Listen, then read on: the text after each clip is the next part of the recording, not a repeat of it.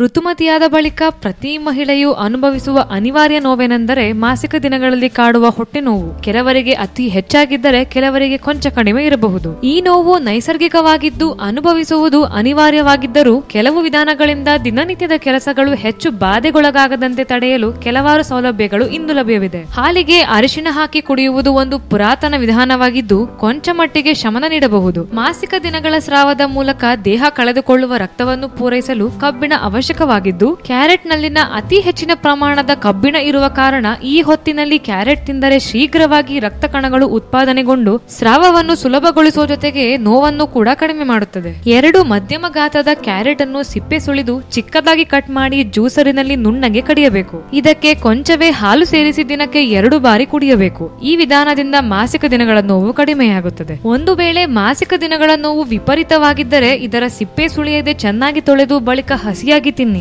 ಇದರಿಂದ ಹೆಚ್ಚಿನ ಪೋಷಕಾಂಶಗಳು ದೊರೆತು ನೋವನ್ನು ಕಡಿಮೆ ಮಾಡುತ್ತದೆ. ಇದರಲ್ಲಿ ಬೀಟಾ ಕ್ಯಾರೋಟಿನ್ ಉತ್ತಮ ಪ್ರಮಾಣದಲ್ಲಿದೆ. ಆಹಾರದ ಮೂಲಕ ಪಡೆಯಲಾಗುವ ಈ ಪೋಷಕಾಂಶ ಜೀರ್ಣಗೊಳ್ಳುವ ವೇಳೆ ವಿಟಮಿನ್ ಎ ಆಗಿ ಪರಿವರ್ತಿತವಾಗುತ್ತದೆ. ಈ ವಿಟಮಿನ್ ವಿಶೇಷವಾಗಿ ರಕ್ತದ ಹರಿಯುವಿಕೆಯನ್ನು ನಿಯಂತ್ರಿಸುವ ಮೂಲಕ ನೋವನ್ನು ಅತಿ ಕಡಿಮೆಯಾಗಿಸುತ್ತದೆ. ನಾವು ಕೊಟ್ಟ ಈ ಟಿಪ್ಸ್ ನಿಮಗೆ ಅನಿಸ್ತು ಅಂತ ನಮ್ಮ ಕಮೆಂಟ್ಸ್ ಬಾಕ್ಸ್ ನಲ್ಲಿ ತಿಳಿಸಿ. ಹಾಗೆ ಲೈಕ್ ಮಾಡಿ, ಶೇರ್ ಮಾಡಿ, ನಮ್ಮದೇ ಡಾಕ್ಟರ್ ಚಾನಲ್ಗೆ ಸಬ್ಸ್ಕ್ರೈಬ್ ಮಾಡಿ.